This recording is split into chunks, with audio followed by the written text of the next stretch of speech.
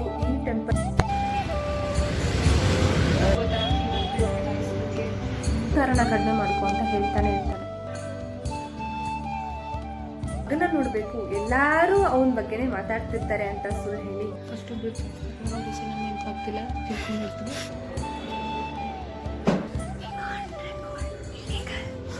Hi guys, welcome back to my YouTube channel.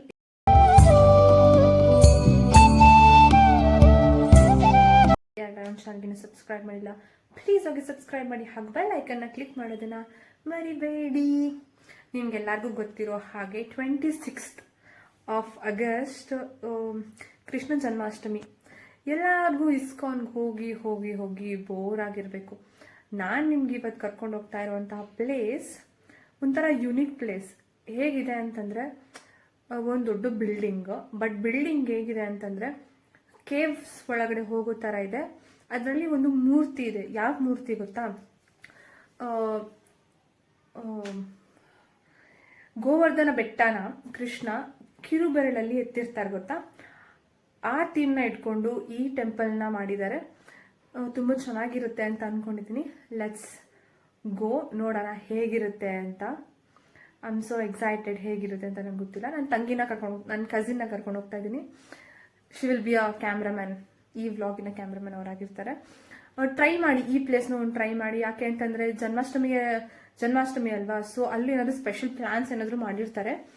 So ಆ plants ನಿಮಗೆ ಹೊಂದಾಗಬಹುದು. So ಬರೀ ISKCON ಏನಕ್ಕೆ, ಒಂದ್ಸಲಿ ಇಸ್ಕಾನ್ ಬಿಟ್ಟು ಬೇರೆ ಕಡೆ ಇರೋ ಕೃಷ್ಣನ ನೋಡೋಣ ಅಲ್ವಾ. ಲಾಸ್ಟ್ ಇಯರ್ ನಾನು ಇಸ್ಕಾನ್ ಹೋಗಿದ್ದೆ ಜನ್ಮಾಷ್ಟಮಿ ದಿನ.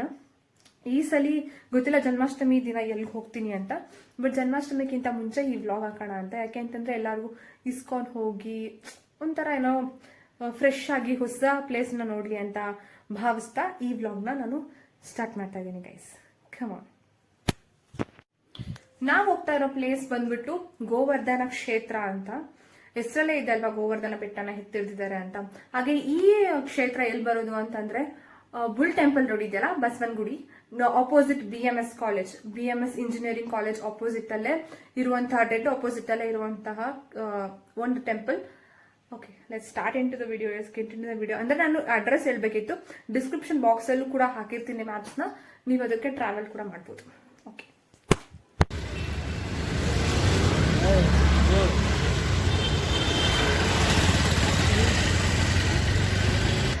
ನೋಡಿ ಇಲ್ಲಿ ಫುಲ್ಲು ಒಂಥರ ಗುಹೆ ಥರ ಮಾಡಿದ್ದಾರೆ. ಇದು village counter. Entry to temples hall. ಬರ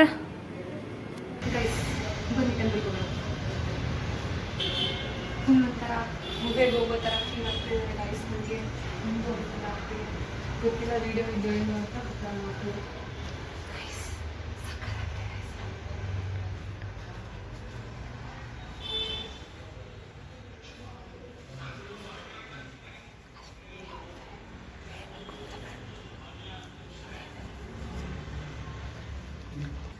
ಈ ಟೆಂಪಲ್ ಯಾವ ಥರ ಇದೆ ಗೊತ್ತಾ?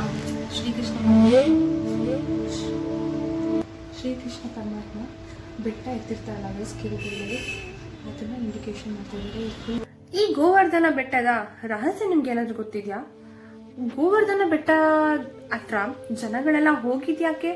ಹಾಗೆ ಆ ಹೋಗೋ ಟೈಮಲ್ಲಿ ಅಷ್ಟು ವರುಣಾರ್ಭಟ ಹಾಗೂ ಪ್ರಳಯ ಆಗಿದ್ದು ಯಾಕೆ ಅಂತ ನಿಮಗೆ ಗೊತ್ತಿದ್ಯಾ?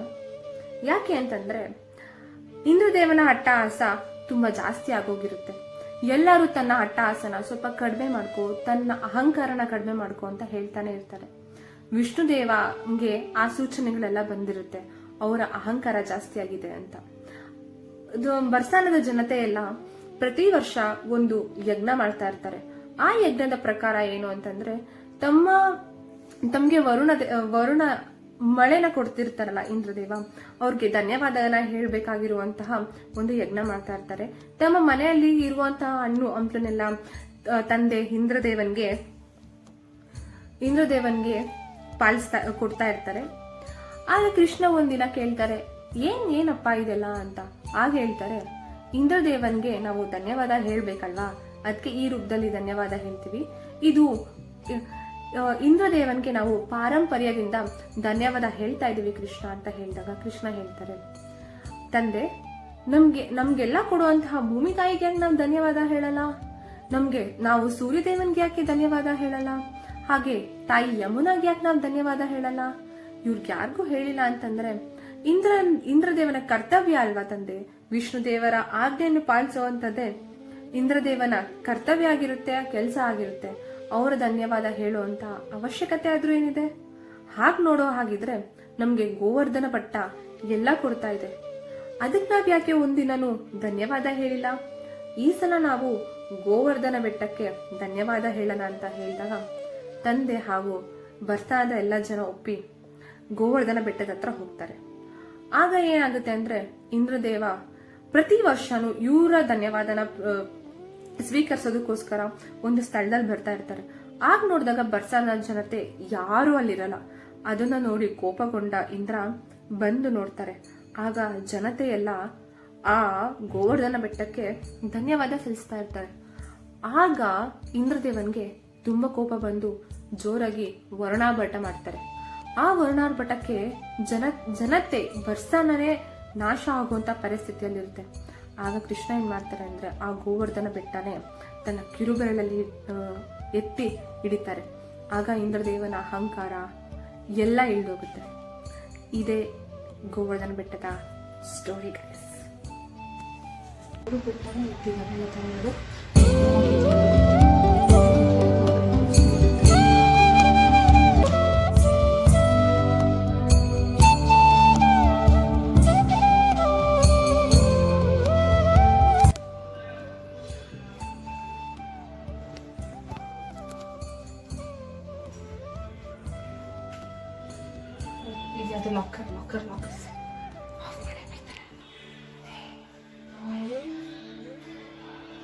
ಎಷ್ಟು ಶಕ್ತಿಶಾಲಿ ಅನ್ನೋದಕ್ಕೆ ಸ್ಮಾರಕವಾಗಿ ಇರುವಂತಹ ಕಥೆಯೇ ಪೂತನ ರಾಕ್ಷಸಿಯ ಕತೆ. ಕೃಷ್ಣಂಗೆ ಇನ್ನು 6ರಿಂದ 7 ತಿಂಗಳು ಸಮೇತ ಆಗಿರಲ್ಲ. ವೃಂದಾವನದ ಎಲ್ಲಾ ಮನೆಯಲ್ಲೂ ಹೆಸರಾಗಿರ್ತಾನೆ ಶ್ರೀಕೃಷ್ಣ. ಎಷ್ಟು ಮುದ್ದಾಗಿರುವಂತಹ ಕಣ್ಣು, ಆ ನಗು ಎಲ್ಲರಿಗೂ ಇಷ್ಟ ಆಗಿರುತ್ತೆ. ಕಂಸರಾಜಂಗೆ ಗೊತ್ತಾಗಿರುತ್ತೆ ಕೃಷ್ಣ ಇನ್ನು ಬದುಕೇ ಇದ್ದಾನೆ ಅಂತ. ಅವನ್ನ ಸಾಯಿಸೋದಕ್ಕೋಸ್ಕರ ಪರಿಯಾದ ಪ್ರಯತ್ನ ಕೂಡ ಮಾಡ್ತಿರ್ತಾನೆ. ಅದರಲ್ಲಿ ಒಂದು ಪ್ರಯತ್ನನೇ ಪೂತನಿ ರಾಣಿ. ರಾಕ್ಷಸಿಯನ್ನು ಕಂಸ ವೃಂದಾವನದಲ್ಲಿರುವಂತಹ ಎಲ್ಲಾ ಮಕ್ಕಳನ್ನು ಸಾಯಿಸೋದಕ್ಕೆ ಅಂತ ಕಳ್ಸಿರ್ತಾರೆ. ಆ ಪೂತನ ರಾಕ್ಷಸಿಯ ಶಕ್ತಿ ಏನು ಅಂತಂದ್ರೆ, ಅವಳು ಯಾರಿಗೆ ಆಗ್ಲಿ ತನ್ನ ಹಾಲನ್ನ ಕುಡಿಸಿದ್ರೆ ಆ ಮಗು ಅಥವಾ ಆ ವ್ಯಕ್ತಿ ಅಲ್ಲೇ ತನ್ನ ವಿಷದ ಪ್ರಭಾವದಿಂದ ಸಾಯ್ತಾ ಇರುತ್ತೆ. ಈ ಪೂತನ ರಾಕ್ಷಸಿ ಬೃಂದಾವನದ ಒಂದೊಂದು ಮನೆಗೂ ಹೋಗಿ ಅದರಲ್ಲಿ ಹುಟ್ಟಿರುವಂತ ಚಿಕ್ಕ ಚಿಕ್ಕ ಮಕ್ಕಳನ್ನೆಲ್ಲ ಕರ್ಕೊಂಡು ಅದಕ್ಕೆ ಹಾಲುಣಿಸಿ ಎಲ್ಲರನ್ನು ಸಾಯಿಸ್ತಾ ಇರ್ತಾಳೆ. ಇದೇ ತರ ಯಶೋಧಾ ದೇವಿಗೆ ನಿನ್ನ ಮಗನ ನೋಡ್ಬೇಕು, ಎಲ್ಲಾರು ಅವನ ಬಗ್ಗೆನೆ ಮಾತಾಡ್ತಿರ್ತಾರೆ ಅಂತ ಸುಳ್ಳು ಹೇಳಿ ಬರ್ತಾಳೆ. ಆಗ ಶ್ರೀಕೃಷ್ಣ ಪರಮಾತ್ಮನ ನಿಧಾನಕ್ಕೆ ಮನೆಯಿಂದ ಆಚೆ ಎತ್ಕೊಂಡು ಹೋಗಿ ಹಾಲನ್ನ ಉಣಿಸೋ ಟೈಮಲ್ಲಿ ಏನಾಗುತ್ತೆ ಅಂತಂದ್ರೆ, ಕೃಷ್ಣ ಎಷ್ಟು ಗಟ್ಟಿಯಾಗಿ ಇಟ್ಕೊಂಡಿರ್ತಾರೆ ಅಂತಂದ್ರೆ ಆ ರಾಕ್ಷಸಿಗೆ ಆಗೋದೇ ಇಲ್ಲ. ಆ ವಿಷ ಭರಿತ ರಾಕ್ಷಸಿನ ದೊಡ್ಡ ಸುಂದರವಾದ ರೂಪದಿಂದ ಒಂದು ಕುರೂಪ ರಾಕ್ಷಸಿ ರೂಪಕ್ಕೆ ಬಂದು ಅಲ್ಲೇ ಮಣ್ಣಲ್ಲಿ ಮಣ್ಣಾಗ್ತಾರೆ. ಇದು ಕೃಷ್ಣನ ಮಹಿಮೆ. ಅದೇ ಈ ದೇವಸ್ಥಾನದಲ್ಲಿ ಈ ಗೋಡಲ್ಲಿ ಕೆತ್ತಿರುವುದು.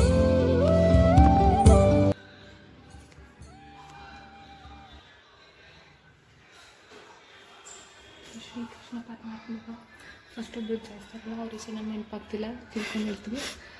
ಅವ್ರದ್ದು ಇದೆಷ್ಟು ಪುಟಾಣಿ ಇದೆ ನೋಡಿ, ಚಿಕ್ಕದು. ಯಾರು ಹೇಳಿದ್ರು ಕಣೆ, ಇಲ್ಲಿ ನೋಡಿ ಗೈಸ್, ತಾಯಿ ಯಶೋಧ ಮತ್ತೆ ಏನೋ ತಿಂದ್ಬಿಟ್ಟು ಬೆಣ್ಣೆನ ತಿಂದ್ಬಿಟ್ಟು ಬಚ್ಚಿಕೊಂಡಿರೋದು.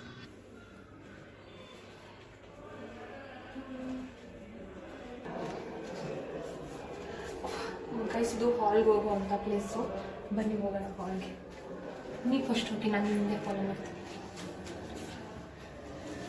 ಅಂದರೆ ಭಜನೆ ಮಂದಿರ ಇರ್ತದೆ, ಅಲ್ಲಿರಬೇಕು. ಅದು ಗೈಸ್ ಫುಲ್ಲು ಕೇವ್ ಒಳಗಡೆ ಹೋಗ್ತಿರೋ ವೈಬ್ಸೇ ಕೊಡ್ತದೆ ನನಗೆ. ಸಾಕಪ್ಪ. ಹ್ಯಾಂಡಿಕ್ಯಾಪ್ ಇರ್ತಾರಲ್ಲ ಅವ್ರನ್ನ ಎತ್ಕೊಂಡು ಹೋಗೋದಕ್ಕೆ ಲಿಫ್ಟ್ ಕೂಡ ಮಾಡಿದ್ದಾರೆ ಗೈಸ್. Guys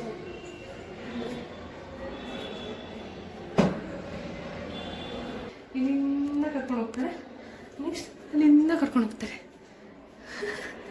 nice.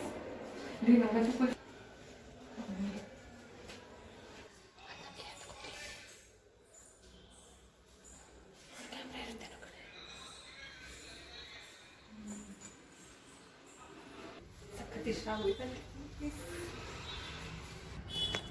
ನಿಮ್ಗೇನು ಅನಿಸ್ತಾ ಇದೆ?